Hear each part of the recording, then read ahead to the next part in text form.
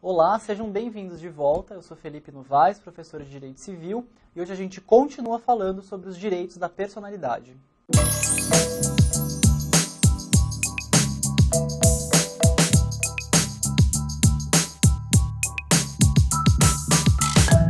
Bom, a gente vai continuar falando sobre o assunto que a gente estava tratando na última aula, e dessa vez a gente vai extrair uma série de características dos direitos da personalidade de um único artigo, que fala muito sobre o tema e que é de fundamental importância a sua compreensão. A gente está falando do artigo 11 do Código Civil e a gente vai primeiro fazer uma leitura geral e depois a gente vai destrinchar o que merece destaque e como que a gente vai tratar sobre eles, ok? Então, diz o artigo 11 do Código Civil. Com exceção dos casos previstos em lei, os direitos da personalidade são intransmissíveis e irrenunciáveis, não podendo seu exercício sofrer limitação voluntária. Então veja que o dispositivo ele traz uma série de comandos e sobre essa série de comandos é possível fazer outras tantas reflexões. Então, vamos começar tratando, veja, essa é uma boa dica, aliás, não só para esse inciso, mas sobre qualquer outro. Veja esse trecho que eu vou destacar. Com exceção dos casos previstos em lei. Então veja que toda norma que você for analisar em qualquer ramo do direito, se essa norma admitir uma possibilidade de exceção ao comando que ela estará dando, então veja que quando a norma ela já começa com esses trechos, né, excetuando a própria regra geral, é uma dica super importante. Por quê? Se tiver um teste, esse teste perguntar alguma hipótese que não se aplica naquela regra geral, pelo menos você tem que duvidar. Porque veja, ele fala aqui, com exceção dos casos previstos em lei.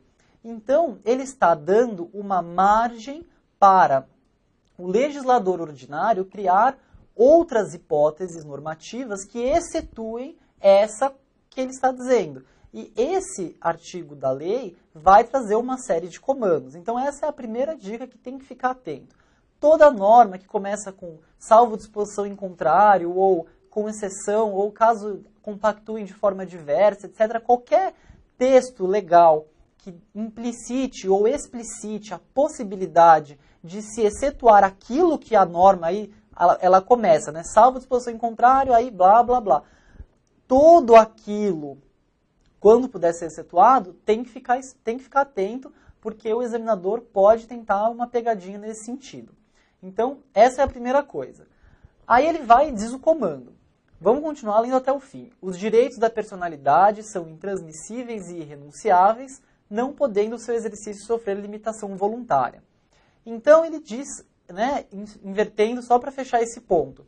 Ele diz que os direitos, e aí ele, da personalidade, aí ele pontua as características, são intransmissíveis e irrenunciáveis, não podem o seu exercício sofrer limitação voluntária, mas, e aí veja, atentem-se à regra do começo do caput do artigo 11, com exceção dos casos previstos em lei. Isso já é para ficar esperto, ok? Aí vamos para o segundo ponto que é interessante destacar. A norma ela vai dar duas características muito importantes sobre os direitos da personalidade. Então veja, ela vai dizer que os direitos da personalidade são intransmissíveis e irrenunciáveis, certo? Deixa eu marcar direitinho. Bom, então, aqui há um comando normativo expresso, mas a gente tem que tomar muito cuidado, um cuidado extremo com essa afirmação normativa.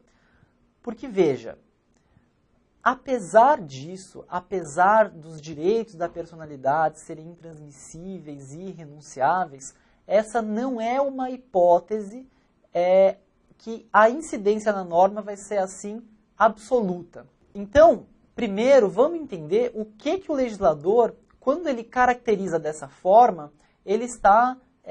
qual é a atribuição que ele está dando. Então veja que quando ele fala em intransmissíveis e irrenunciáveis, veja, essa intransmissibilidade e essa renunciabilidade, que são essas duas características, a gente está falando sobre disponibilidade. Certo?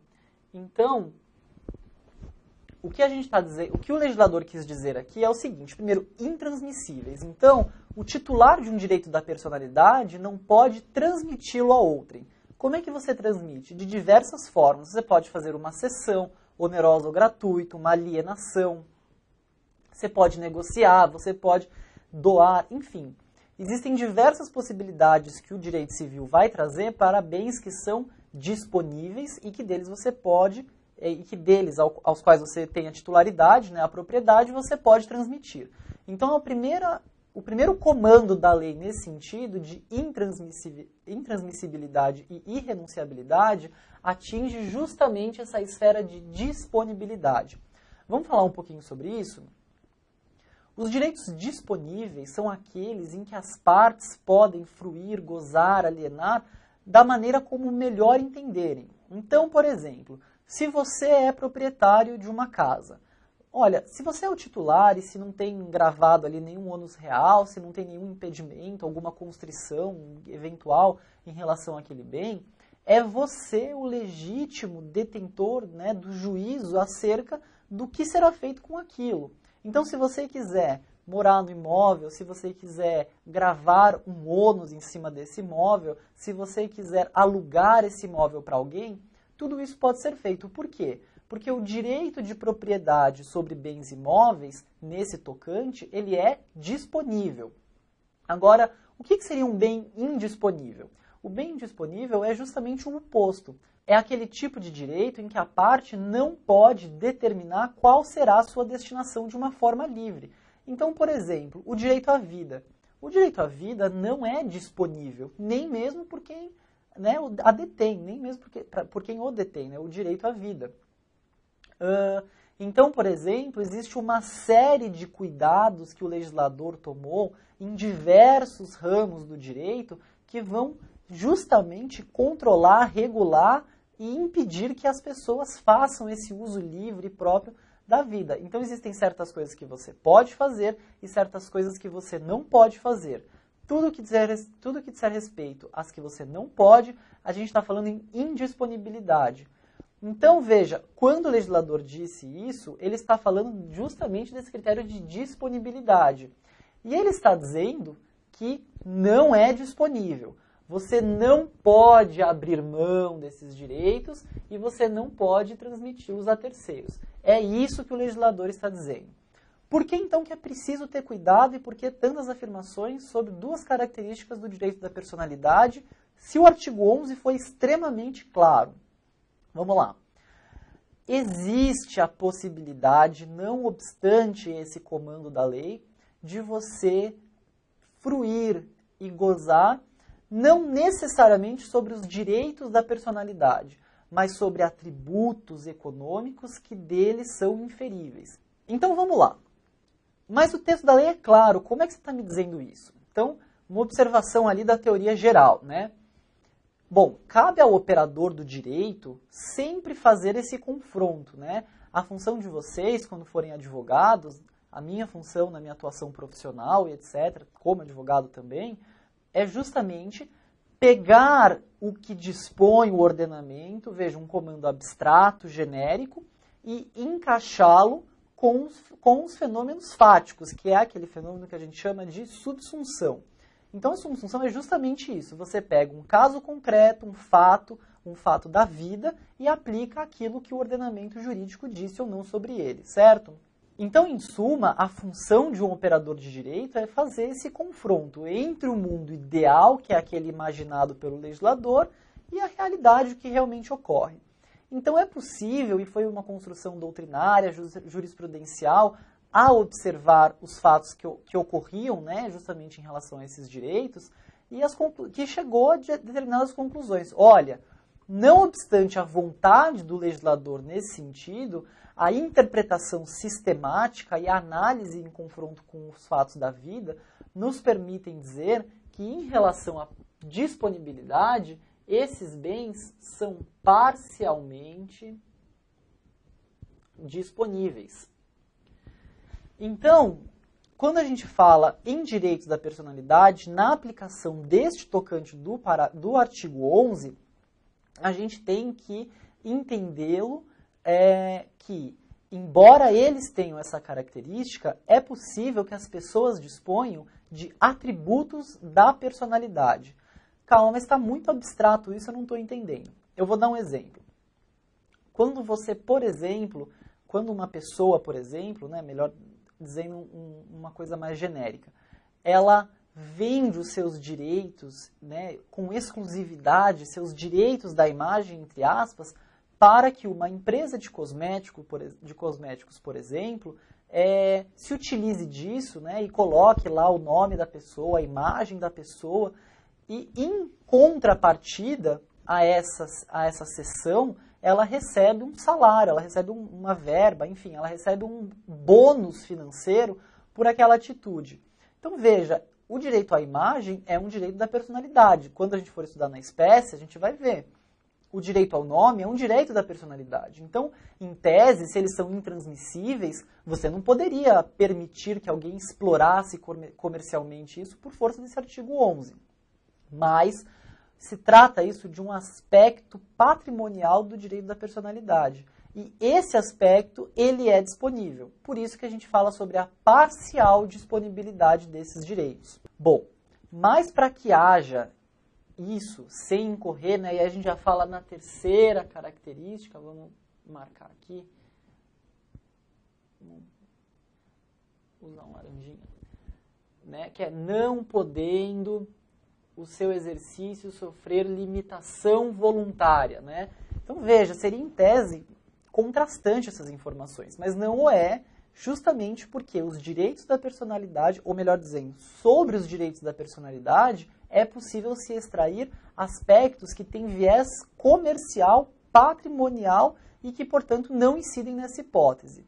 Esse tipo de característica que é possível de ser alienado, que é possível de ser, enfim, negociado.